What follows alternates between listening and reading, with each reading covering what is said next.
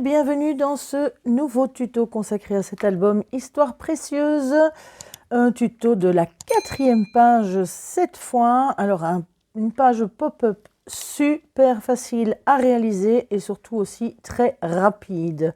Alors c'est parti pour la réalisation de cette page. Alors pour faire cette page, vous avez besoin de votre page de base de 20 cm sur 20 cm.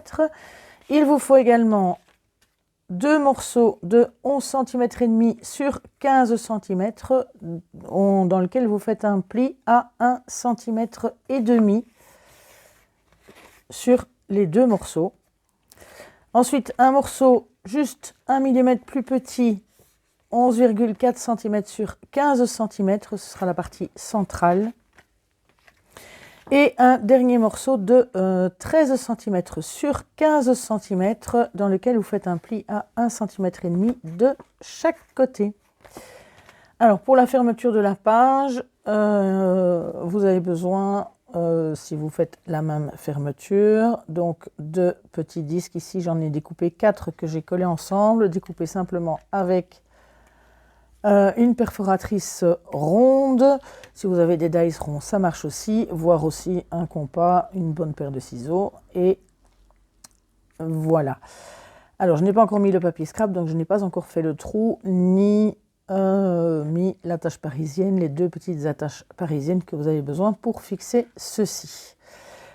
Et également un ruban, une corde, quelque chose, peu importe, pour la fermeture. Voilà. Alors, c'est parti pour la réalisation de cette page. Dans votre papier de 20 cm sur 20 cm, vous allez mettre un tout petit repère dans le haut et dans le bas à la moitié, c'est-à-dire à 10 cm. Vous allez prendre vos deux morceaux de 11,5 sur 15 cm et au dos, au niveau du pli, mettre également un petit repère à la moitié. Ça vous aidera à bien centrer vos deux petits rabats qui viennent à l'avant et que l'on va coller tout de suite. Donc là, le pli est bien à 1 cm et demi. On va les coller et les mettre tout de suite en place. Alors on va les coller à l'arrière de la page.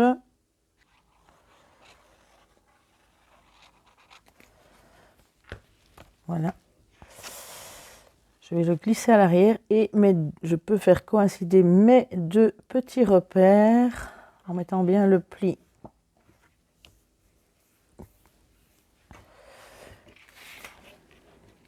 pour que ça ne gêne pas quand on referme. Voilà, un, et on va faire de même pour celui du haut. Alors, première partie déjà terminée. Vous allez donc ouvrir vos deux morceaux et on va coller celle-ci bien au milieu. Alors, pour la mettre bien juste, on va mettre cette fois-ci de la colle sur cette partie ici.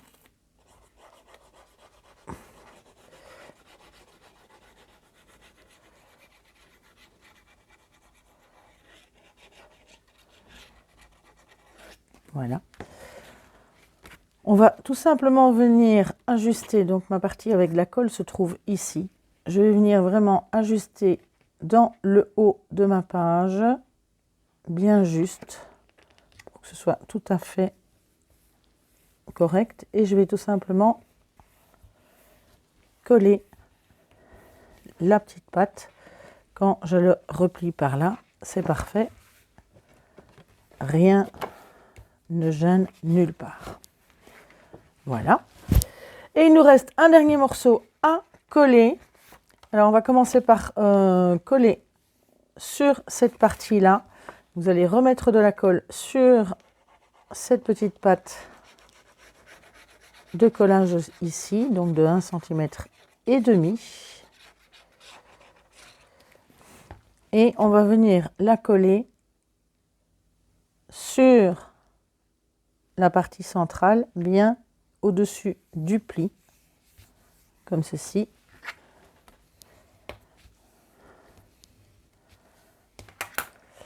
Ensuite, donc si vous repliez, vous la mettez comme ceci, vous allez arriver tout juste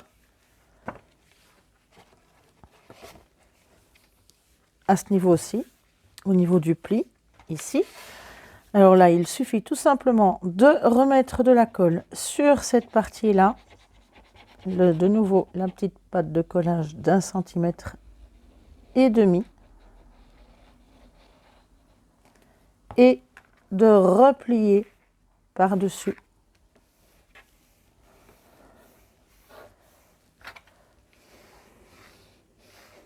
ce côté.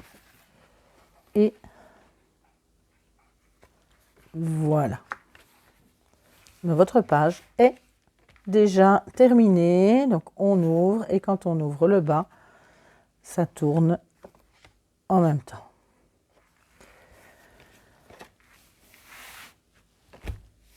Voilà, il ne vous reste plus qu'à la décorer. Ce que je vais faire tout de suite, n'oubliez pas de fixer les attaches après avoir décoré, mis le papier scrap ici par-dessus, mais avant d'avoir mis celui d'en dessous, ce qui permettra de masquer la petite attache, l'envers de l'attache parisienne par un papier. C'est la seule petite chose à laquelle il faut penser. D'abord décorer l'avant avant d'attaquer l'intérieur. Voilà, je vous retrouve tout de suite avec la page décorée. Voilà la page terminée, décorée entièrement, donc un petit ruban. Et on l'ouvre, on a donc ceci.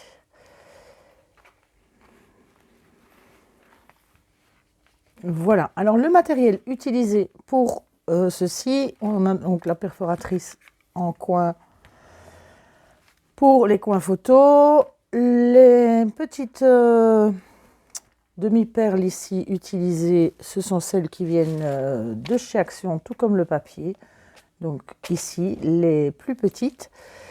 Alors j'ai également utilisé les dies qui viennent également de chez Action pour les fleurs. C'est celui-ci, pour les feuilles, pardon. Pour les feuilles, c'est donc celui-ci. Et le ruban, c'est le même que pour la couverture. Donc ici, un ruban dans les tons du papier. Voilà, vous retrouverez les liens vers les produits utilisés qui ne viennent pas de chez Action en barre d'infos. J'espère que cette vidéo vous aura plu et je vous retrouve la semaine prochaine pour la suite des tutos de cet album. D'ici là, portez-vous bien, prenez soin de vous et bon scrap!